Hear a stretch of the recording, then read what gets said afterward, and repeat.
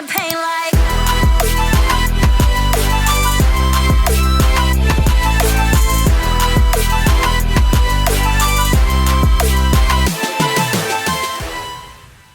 Hey guys, dearyoongi here, and welcome back to my channel. In my previous video, I mentioned how I would be starting a mini-series on my channel exploring some of the ways in which K-pop companies are trying to take K-pop stans' money. In part 1, we discussed paid messaging platforms such as Bubble. Please check that one out if you've ever been curious on how those work. Today, I am bringing you part 2 of this series, where we'll be looking at K-pop albums in their many varieties and also the greater negative impact they are having. Like the previous video in this series, I do have to mention a quick disclaimer before we start. I completely understand that K-pop at its very core is business. I am in no way trying to tell fans how to enjoy things or not to consume any of them, because there's nothing wrong with choosing to support your fave in these ways. At the end of the day, it is your money that you are spending, so you can be completely aware of these things and want them anyway. Okay, I hope that makes sense. Without further ado, let's get started. First of all, let's introduce the world of K-pop albums. K-pop albums are a whole nother world unlike anything we experience in the West. Physical albums in the West will usually be presented in a simple, clear jeweled case with the artwork in the front and a CD inside. At least I think that's what most of them are still like. It's been literally decades since I purchased a Western album. In K-pop, however, albums are much more stylish. They come in various shapes and sizes and are often more about design and uniqueness. The album itself is likely to be themed in correlation with whatever the concept is for this current artist era, and there are some really cool ones out there. I could do a whole video on just my favourite K-pop album designs. Yes, they do still contain a copy of the CD like in the West, but to be honest, that's the least exciting part about them. In K-pop albums, you are likely to also find a photo book filled with concept photos from this artist's era, perhaps a lyrics booklet, often photo cards, which are literally like collectible cards with the artist's faces on them. If it's an album for a group, it's likely the photo cards you receive will be of random members, which of course only adds to the appeal of the unknown. K-pop albums are also known to have various other cool inclusions depending on what the company chooses to offer with that album. For example, in the past I have gotten stickers, I believe you can get shoelaces, keyrings, highlighter pens, the list goes on. For today's album discussion, we need to discuss how companies don't just release one album per artist comeback and then that's it. We also need to look at different versions and repackages. Different album versions refer to the multiple variations of the same album that a group or artist releases. These versions are characterized by differences in the artwork and sometimes contents, making them very collectible. So for example, a group could release a day version of an album and a night version of an album. Both albums would contain different photo books and different potential photo cards. So if you're a big fan of the group who wanted both types of photo cards, then you could purchase both types of the album. But a lot of companies do go further than just a couple of album versions. I am going to mention one of my favourite groups who are renowned for this, and this is not at all meant to be a drag towards them, just a great example for this video, and that is 17. For their album Face the Sun last year, 17 released 5 different versions of this album: Control, Shadow, Ray, Path, and Pioneer. All of these albums were similar in the sense that they were packaged for the same CD, but the designs and contents were slightly different imagery, and it didn't stop there. 17 also produced what we call carrot versions of their albums, which is in reference to their fandom. And for Face the Sun era, each carrot version contained the CD and a cute little binder with a big set of photo cards that you could fill it with, specialized to each member. It's super cute, I won't lie, but there's one of these for each of the 13 members. So although they technically don't count as like the official album versions in which there are 5 of, if you added both together, this would technically mean that there are 18 possible versions of this album.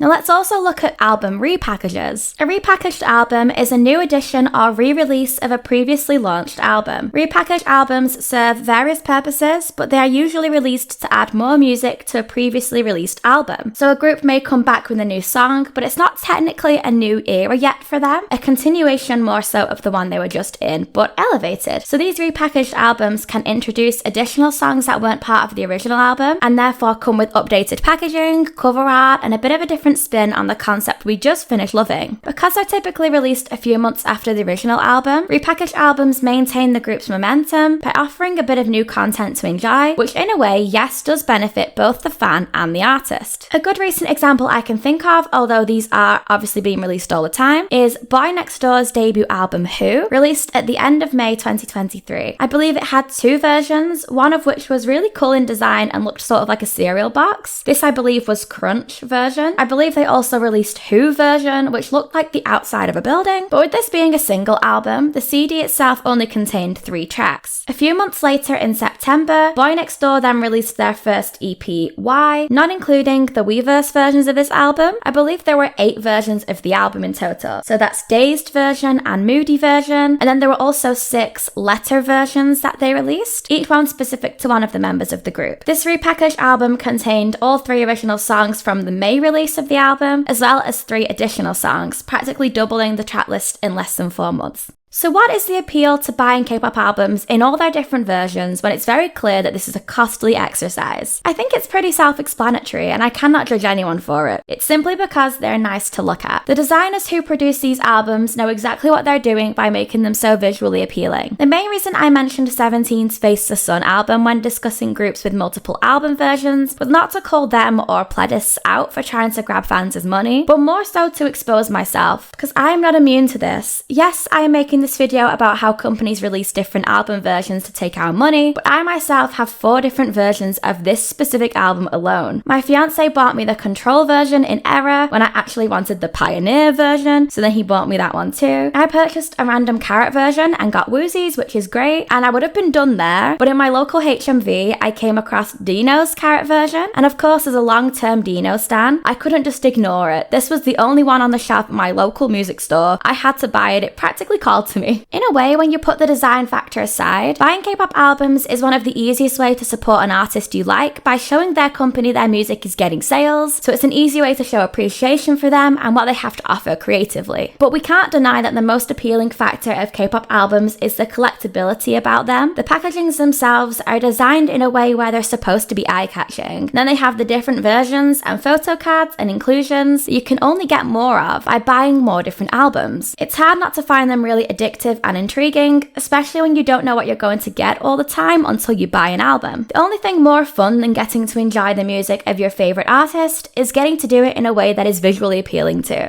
However, all this being said, we saw the title of this video, so we now need to start exploring the issues with K-pop albums in their many versions. First up, in keeping with the theme of this series, let's look at the cost implications of collecting various versions of K-pop albums, even more so to us overseas fans. In my paid messaging platforms video, I did some maths on how much it would cost me to subscribe to all my favorite SM entertainment idols on Bubble, so you know I'm back to do some more maths. We are very lucky nowadays that overseas fans such as myself are able to buy K-pop albums from physical stores in person. Back in my earlier K-pop fan days, we had to buy them from K-Town for You or K-Pop Town somewhere online, paying a lot for shipping fees and waiting weeks for delivery. Nowadays, I can go into a shop and physically buy an album in person and take it home with me that day. But that of course does not come without the expenses. They have imported them from overseas. I know I keep coming back to this 17 Face the Sun example, but it's a real one, so it's just easy to do so. Like I said, I have 4 copies of this album, and I'm in the UK, so let's look at how much that cost me and my fiance, thank you. The 2 versions of this album we purchased are currently listed on HMV's website for £29.99 each. The Carrot versions I can no longer find on HMV's website, but I found them on the website of a local K-pop album store to me at £20 each, which I'm pretty sure is less than we paid, but we'll go with it. So adding all of these together, the amount we spent on the 4 different versions of just this one CD is £99.98, almost £100. That's around $125, and I only have 4 of the 18 possible versions of this album. Yeah, that shook me. And I know it's not necessarily the case that everyone would go and buy all of the versions of this album, that is very exaggerated, but if you were an extreme collector, it's easy to see how quickly these would tot up if you were to buy multiple albums of your favourite members, etc. I'm not somebody who necessarily goes out of my way to collect photo cards of specific members either. I feel like that could be a whole video of its own, but photo card collecting has become a very lucrative business, and some of the rarer ones are worth a very decent amount of money because they are more in demand and thus harder to get hold of. In some cases, they have been sold for hundreds and even thousands of dollars if there are rarer ones that were only available as specials or one-off raffles, etc. But what about K-pop photo cards in general albums? Well, bigger groups such as NCT and 17 have in the past been called out for their albums having 50+ potential photo card possibilities, and if you were aiming to buy as many of them them as possible, this very quickly adds up. This issue has actually led the Korean Fair Trade Commission to launch an investigation of a few of the major entertainment companies regarding the sales of photocards, following increasing complaints about excessive spending on them, as exponentially increasing numbers of versions and cards have emerged, leading to crazy high album sales. This is also creating even more bulk buying. The investigations are reportedly centering around making sure the manufacture and sales of photocards are handled more fairly, because suspicions have been raised that companies were producing lower amounts of certain photocards to increase their rarity and subsequently their value. And it's very easy for us as K-pop fans to either ignore that this is happening or genuinely not even notice, because we will never truly know the extent of what companies are doing behind the scenes.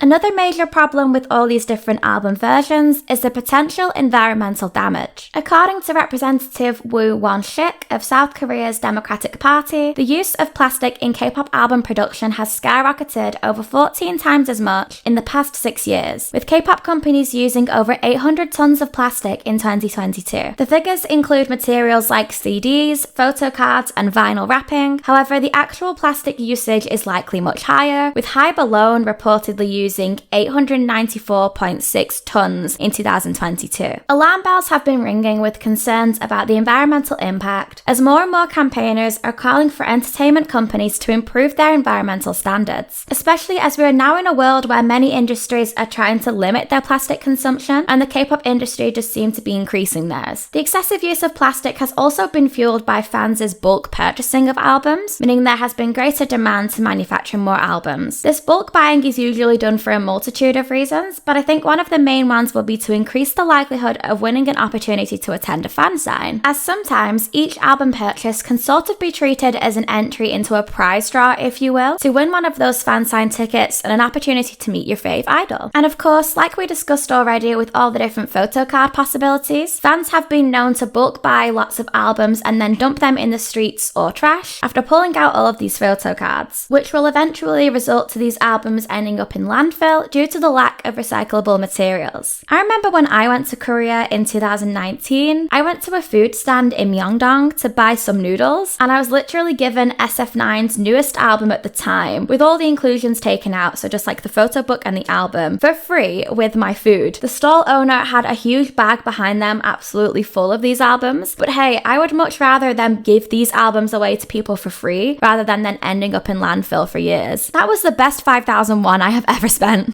This next issue perhaps isn't so much of a bigger deal as the environmental impact is, but it's still a knock-on effect of buying multiple album versions nevertheless. And that is the skewing of album sales that occurs when fans are buying 10 versions of the same album. Whether you're a fan of it or not, a big part of K-pop stan culture nowadays is this obsession with breaking records, such as most streams on a song in the first 24 hours, or the most sales of an album in the first week. Some fandoms treat this as a very big deal, and if your favorite group isn't selling the most albums, then apparently this means they quote-unquote flopped. Yeah, I don't agree with it either. But at the end of the day, we do have to start considering how genuine these figures actually are. If within those millions of albums purchased, each of them are the same person buying 5 of the same album, then they can't necessarily be counted as unique sales, if that makes sense. I know labels really aren't going to care what the purchase of multiple albums does to their figures, because hey, the more albums you're buying, the better, regardless of if you're buying them or 10 different people. But I find it so frustrating that every time this conversation comes up amongst K-pop fans, somebody always wants to call somebody else out for their album sales, when we're watching groups break records for selling the most albums, and then the next day we're seeing that fans have dumped dozens of said albums in the street. It makes me sad to think so much of a group's hard work is reduced down to nothing but a figure in a fan wall and then plastic pollution in the streets. Okay, it's conclusion time, I think. To summarize my thoughts on K-pop albums and buying various versions, I honestly don't have a problem with it if you are buying them for your own enjoyment and because you genuinely like the way they look and you're not planning to, dump them in the street or something. I think some companies may start to get more conscious of their plastic consumption just due to the many calls from higher powers in politics to do so, but I also think K-pop albums and collectibles aren't going anywhere anytime soon. Think of it this way. Why is collecting K-pop albums still a thing in in modern day and age where a lot of us don't even have CD players. I don't own a CD player, so it's not like the only way I'm going to be able to listen to my faves music is by buying a CD. Many of us nowadays have subscriptions to streaming platforms and services we use to consume music. I don't even need the physical CD. Therefore, K-pop albums will have to keep their cool designs, because if K-pop albums weren't so visually appealing, would that many people really be bothered about buying them? Especially when they can be quite pricey, and if they didn't have cool designs, they would all look the same. They wouldn't even need multiple versions, and the companies would make less money. I think I mentioned in a previous video that I personally do not have any issues with people buying K-pop albums simply because they like the look of them and want to have that pretty album in their collection. To me, it feels like part of the K-pop fan experience to want to own this collectible, and it's not really any different than a Pokemon fan wanting all the best Pokemon cards, or a Funko Pop figure collector wanting to expand their collection. I think as long as we as K-pop stans are conscious about the role we play in the environmental impact of K-pop album productions, and are looking to buy an album in its various versions because we want it for ourselves and we aren't planning on throwing them into landfill, then it's nice to have that visual representation of the music or media you're enjoying consuming.